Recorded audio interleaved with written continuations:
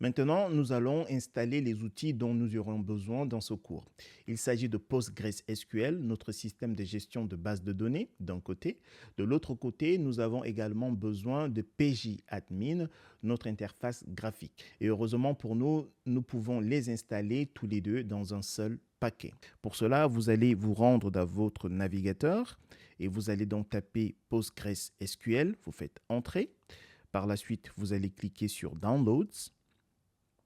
Et par la suite, vous allez cliquer sur Windows. Dans une prochaine vidéo, je vais vous montrer comment installer PostgreSQL sous macOS. Donc pour le moment, on clique ici, Windows.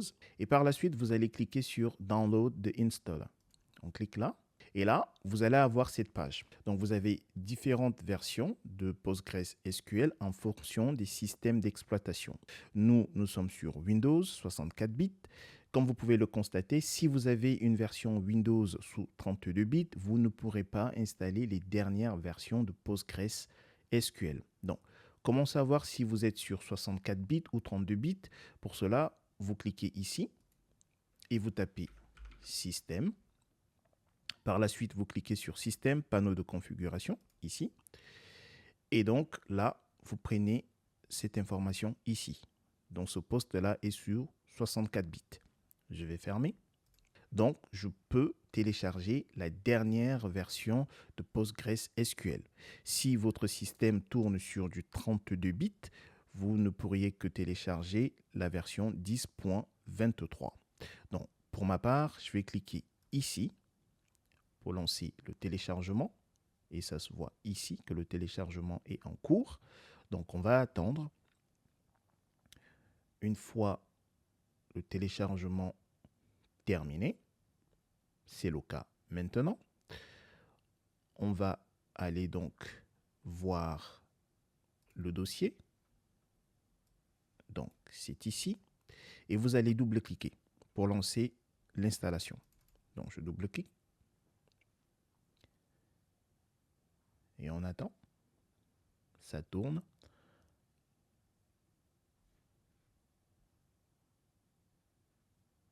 Ça tourne toujours. Voilà. Alors, comme j'ai plusieurs écrans, ça s'est affiché dans un autre écran. Et donc, par la suite, vous allez cliquer sur Suivant. Ici, répertoire d'installation. Vous allez laisser, je le laisse par défaut, celui-là. Je clique sur Suivant.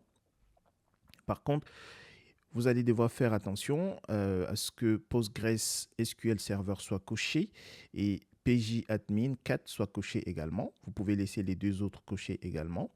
On clique sur Suivant. Ici, vous allez laisser ce chemin-là par défaut. Je clique sur Suivant. Et ici, vous allez devoir choisir un mot de passe facile à retenir facilement pour votre super utilisateur. Pour ma part, en fait, je vais taper admin comme mot de passe. Je le retape ici. Simplement parce que nous n'allons pas, comment dire ça, utiliser des données sensibles pour cette formation. Donc, on va cliquer sur Suivant. Et le port, vous allez le laisser tel quel. Il se peut que le numéro de port qui s'affichera chez vous ne soit pas le même, mais vous allez le laisser tel quel. Vous cliquez sur Suivant. Et ici, sur Local, vous le laissez comme ça. Vous cliquez sur Suivant. Et ensuite, Suivant. Suivant. Et vous lancez l'installation. Alors, l'installation va prendre un certain moment. Donc, on va attendre que l'installation se fasse. Étant donné que l'installation va prendre un certain moment, je vais avancer avec la vidéo. Une fois l'installation terminée, vous allez décocher ici. Vous allez donc cliquer ici. Voilà. Et vous allez cliquer sur Terminer. Donc, je vais fermer cette fenêtre. Et donc, par la suite, nous allons lancer donc notre interface graphique en tapant PG.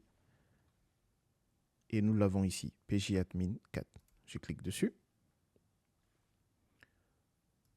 Alors, j'ai un petit souci parce que comme j'ai plusieurs écrans, ça s'affiche toujours sur un autre écran.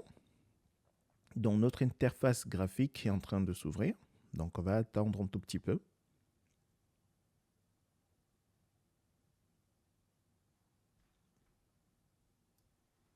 le fait à nouveau. En fait, il s'affiche sur notre écran.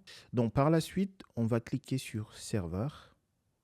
Et donc là, il va nous demander notre mot de passe qu'on a saisi précédemment lors de l'installation. Donc, pour moi, c'est admin. Vous saisissez le vôtre. Je fais save en cochant ici. Je fais OK. Et là, nous avons donc la version de Postgres que nous avons installée et nous avons également une base de données. Donc, je vais cliquer dessus. Et voilà. Et ici, nous avons un schéma. Et ici, vous avez donc le schéma, donc schema pour schéma en fait. Et ici, on a un schéma public. Et voilà.